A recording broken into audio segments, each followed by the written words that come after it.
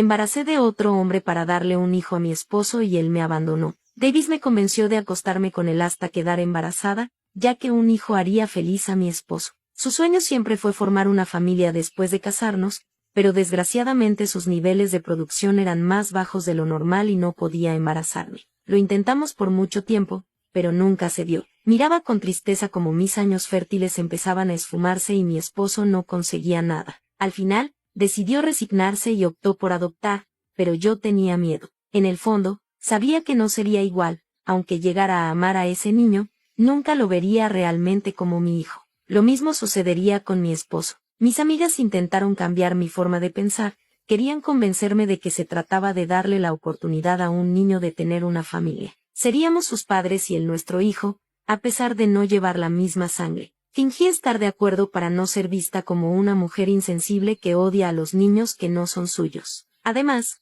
no tenía otra opción, o eso pensé, hasta que lo hablé con mi mejor amigo, Davis. Él fue la única persona que entendió cómo me sentía y me mostró su apoyo. Me hizo ver que no estaba mal sentirme de esa manera y lo desagradable que es que esperen que cuides de un hijo que no es tuyo. Se ofreció a ayudarme con la condición de que mi esposo no se enterara. Así, nuestra relación cambió. Sería algo momentáneo porque yo amaba a mi esposo y estaba haciendo un sacrificio por él, para darle la felicidad que siempre quiso, pero que después no supo apreciar. Cuando mi esposo llamaba para avisar que saldría tarde del trabajo, yo llamaba a Davis para que viniera a verme. Lo recibía y hacíamos lo nuestro. Nunca hubo besos y las caricias que nos dimos no significaron nada, todo fue únicamente físico con el propósito de engendrar un hijo para que mi familia estuviera completa. Bastó solo un mes para que quedara embarazada. Le di la noticia a mi esposo y la expresión que puso cuando se enteró de que iba a ser papá aún la tengo grabada en mi memoria. Se emocionó, agradeció a Dios y lloró en mis brazos. Él estaba tan feliz y a mí me llenaba de alegría verlo así de contento. Lo publicó en todas sus redes sociales y al instante recibimos mensajes de familiares y amigos, incluido el mismo Davis, felicitándonos por la buena noticia.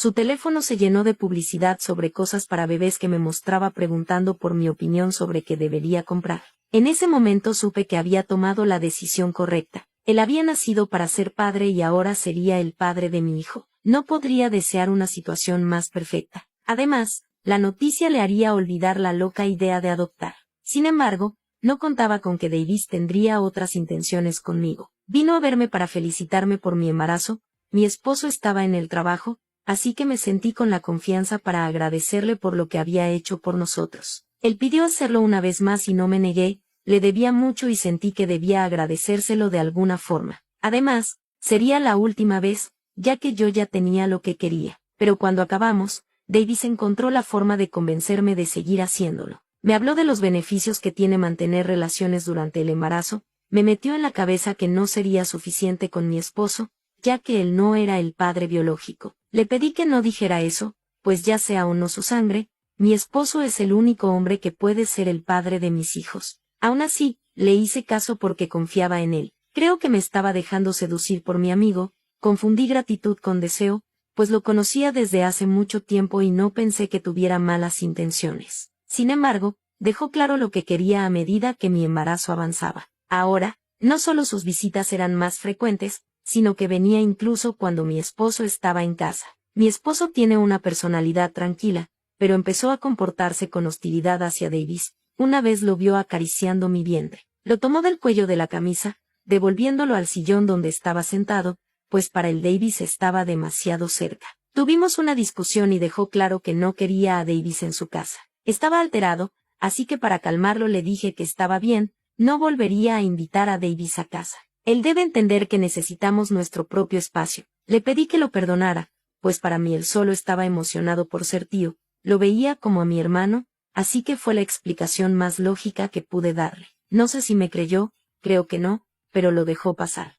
Cuando le dije a Davis que no podía volver a poner un pie en mi casa, al menos hasta que haya nacido mi hijo, él se puso histérico. No puede separarme de mi hijo. Soy su padre, tiene mi sangre y tengo derecho a estar en su vida, fueron las palabras exactas que usó. Empecé a tener miedo. ¿Por qué me decía eso? Insistí en que mi esposo ya no lo quería en casa y tenerlo cerca sería un problema para mi matrimonio, y él solo se burló. Tu matrimonio dejó de tener valor cuando te acostaste con otro hombre. Empecé a llorar y le pedí que se callara, pero él siguió hablando: no te sientas mal, de todas formas tu esposo no es un hombre completo si ni siquiera puede darte un hijo, pero yo sí porque te amo y quiero estar contigo. Se arrodilló y tomó mis manos, pero yo me fui. No aguantaba más escucharlo. Estaba enojada y no podía dejar de llorar.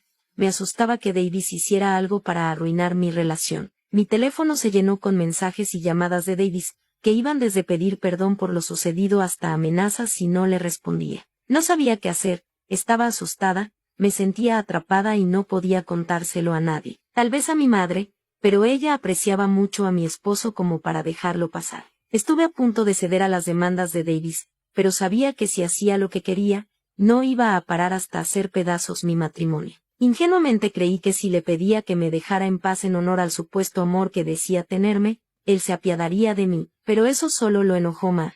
Quiso victimizarse diciendo que solo lo había usado y me dio un ultimátum: o dejaba a mi esposo para estar con él, o le diría a todos que lo engañé. Había perdido la cabeza.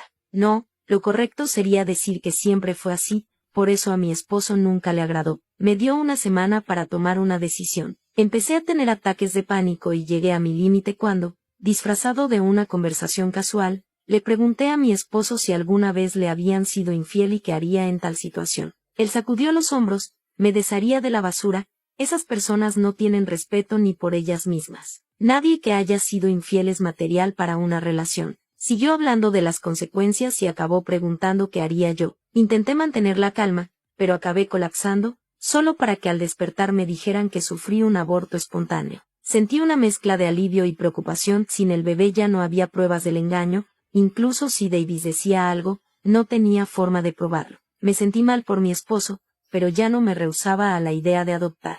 Haría lo que fuera para que él fuera feliz, pero todos mis planes se vinieron abajo cuando la única persona en el cuarto era mi madre. No dijo nada, bastó una mirada a su rostro para darme cuenta de lo que estaba pasando. Pedí ver a mi esposo, pero ella dijo que él no quería verme. Insistí en verlo y terminaron sedándome. Cuando volví a casa, él ya no estaba. El divorcio se llevó a cabo en contra de mi voluntad. Davis había esparcido el rumor de que me había enamorado de él porque mi esposo era un inútil en la cama. Dijo cada cosa despectiva para dañar su imagen. Intenté hablar con nuestros amigos en común, pero siento que solo empeoré las cosas. La última vez que vi a mi esposo fue en medio de nuestros abogados, cuando firmé los papeles de divorcio. Se veía apagado, ya no era el hombre alegre que se emocionaba al verme. Había perdido el color de sus mejillas, se veía sombrío y en ningún momento levantó la mirada. Quería pedirle que detuviera todo, pero mi abogado me hizo saber que la mejor decisión era firmar los papeles. Las pruebas en mi contra eran demasiadas. Mientras firmaba,